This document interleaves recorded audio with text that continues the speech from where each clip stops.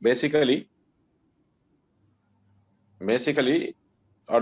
today's session, what we are expecting from you all is how you are going to, we as an optometrist, we are most of the patient, they come to us for the refractive management, right? So then what happens? We have now, there are different way of management. Last week we discussed about a non-surgical management of myopia. Not only non-surgical management of myopia, non-surgical management of hyperopia, non-surgical management of astigmatism we will also discuss. But this is overall for all myopia, hyperopia, astigmatism, presbyopia, everything. So that how the surgical management take place, right? So hope today lesson will give you an idea. So what we should know about refractive management, and so then how we will be, right? So how we will suggest it, we or advise patients what kind of a refractive management patient should go, right? Right, right. So that we have to understand. So basically, this is what we are trying to see, right? And then there will be like sort of you can conclude that patient is suitable for further refractive, what kind of a refractive management, right?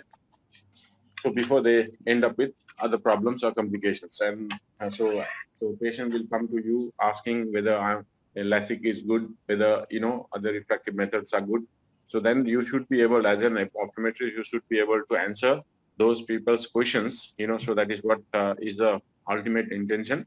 So hopefully this lesson we will try to finish in 2 sessions, but if not, then we have to go to 3 sessions. Hopefully 2 sessions we can finish it, right? So basically what happens of refractive surgery, we divide into 3 parts. One is keratorefractive surgery, so we all know that.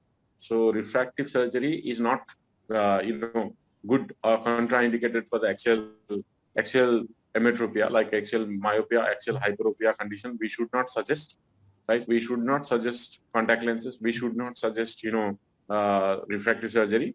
So this is mainly for the refractive myopia or refractive hyperopia or refractive related, astigmatism, and then presbyopia condition. This will work, right? So then because of mainly in refractive surgery, what we are playing with is either with the cornea or with the lens, right? So these are the 2 refractive mediums that we play with, and by doing some alteration on cornea, or by doing some alteration on the lens, we will be managing, we are doing this, right? So because of that, what happens? So you have to be very clear. Cornea, as you know, already know, cornea has the highest refractive power, and altering certain thing on that, we can gain, our refractive management. So other thing is now additional, we can place the lenses inside the eye, right? And then we can alter the lenses positions inside the eye.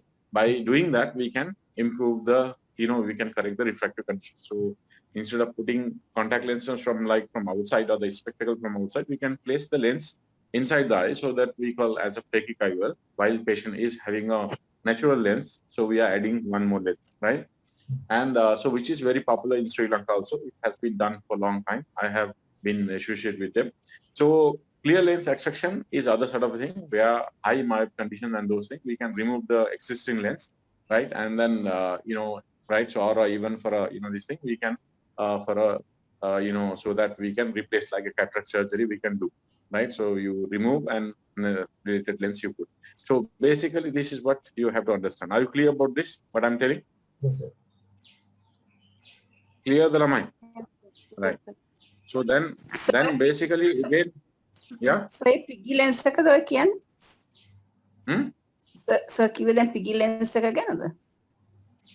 Piggy lens කියලා නම අපි ඒකට phakic IOL කියලා කියන්නේ. Piggy lens එකක් නෑ. Piggy lens කියලා කියන්නේ අපි විශේෂයෙන්ම contact lens එකේ piggy bag use කරනවා, contact lens, soft contact lens එක RGB lens.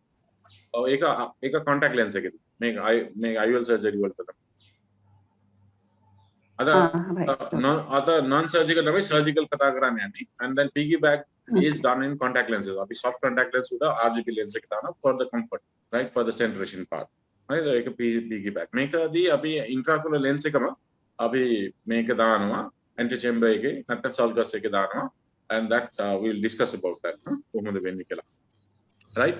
So basically what happens, refractive surgeries, you can see cornea base, RK is there, PRK is there, LASIK is there, EP LASIK is there, LASIK is there, conducive keratoplasty is there, limbal incisions are there, corneal rings are there, right? So there are different things. Now, when that comes to lens, again, you have a clear lens extraction, as I told you, like a cataract you consider and calculate and put the proper lens that patient can see, patient can see plano 6x6.